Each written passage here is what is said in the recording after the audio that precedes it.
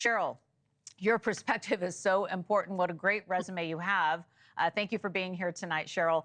You know this case so well, so we wanted to get your reaction to this story now that we're digging back into it. You know, as soon as I heard the news today, first thing I thought about, Laura, is they're looking at the wrong case. This whole thing to me started in 1994. The first time Tupac is shot is in New York City, a recording studio. That's where he was targeted. So to me, I would start there.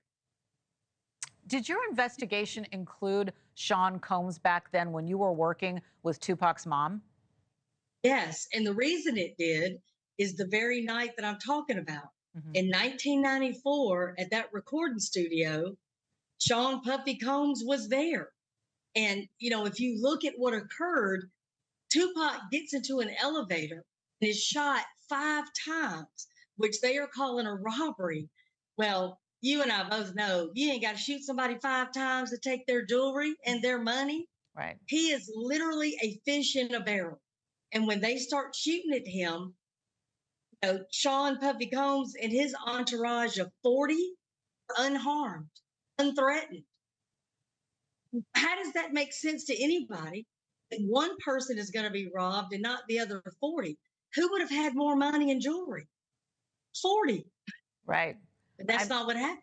I mean, it's incredible, all this detail that people are talking about again now. How far did you get with your investigation? Because I know that you walked the crime scenes. What is the significance of the 2 crime scenes for you? Because you have this incredible perspective. Well, I've walked crime scenes with you. You know the importance. You and I have worked together. You cannot substitute going. These 2 scenes to me, biggest thing that sticks out is both times that Tupac Shakur is shot, he is trapped in something. He's trapped in an elevator, and then he's trapped in a car. There is literally nowhere to run. First time he's shot, it's 5 times. The next time it's 4. Both of those scenes, he's with people that he knows. He's surrounded by people that he knows. Both scenes, though, ironically, don't have video footage. So, you know, to me, this signifies somebody close to him knows his whereabouts on that day, that time, and that location. That, to me, shrinks your suspect pool pretty good. Only a handful of people would have known where he was on both of those days at that time. That's really interesting. You know, when we go back to that shooting in 1994, what do you think is the most important evidence from that shooting?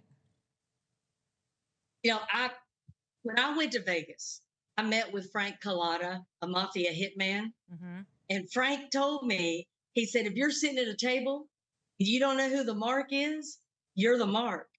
So to me, we don't have to look any more than Tupac's own words. He said when he got to the studio that night in 1994, Sean Combs and his entourage would not look at him.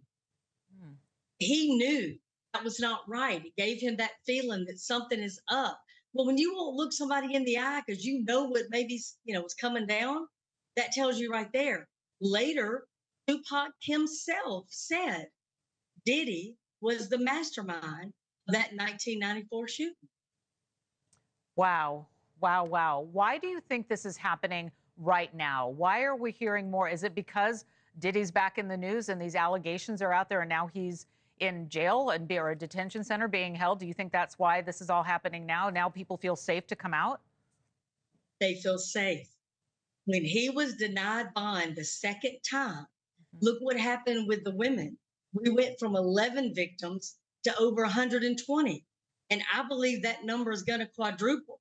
So now the family of Tupac feels safe. Bodyguard is not going to come after them. Another staff member or another person connected to him is not going to come after them. Everybody connected to Sean Puffy Combs right now is under a microscope. So the family is safe to come out and have these, you know, both of these cases, in my opinion, looked at.